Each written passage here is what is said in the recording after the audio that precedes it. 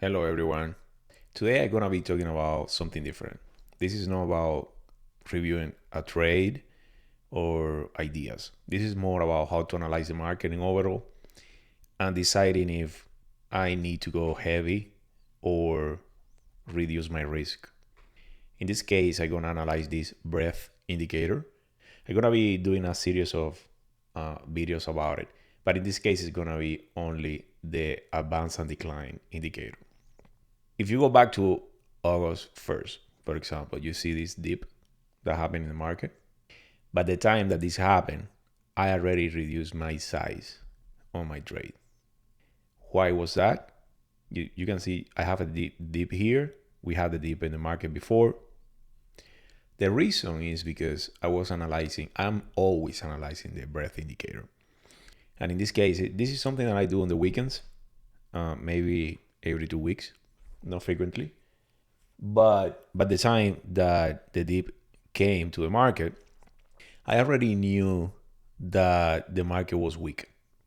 In this case, the breadth indicator is the amount of stocks in the index that are moving up divided by the number of stocks they are moving down.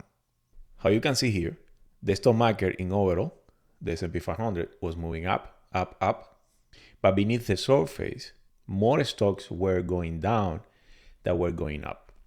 And in this case, I show an average line for the breadth indicator.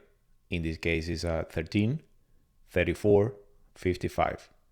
Short, very short period, medium period, and long period. As you can see, the stock market is going up, but then I see all these divergences going down, and they are aligned in the three periods: short, medium, and long. Because you can make the case that in the previous dip, it was happening the same thing, but it wasn't the case. You see, these highs, they were at the same level in the short term, but in the medium term and in the long term, it was going up. So no divergence at all. So let me put it back. In this case, they are aligned and the market is weak. So for that reason, I decided to take less risk, close some positions, the weakest one, and reduce the strongest one. And what happened? Yeah, we have this pullback and dip in the market. Now, this happened on August 1st. If I go to the day today, we have another dip happening here and another dip happening here. So the weakness is not over. You can make the case that it's still going down in the short term, not that much in the middle term, but in the long term is also pronounced. Is the weakness over? I don't think so.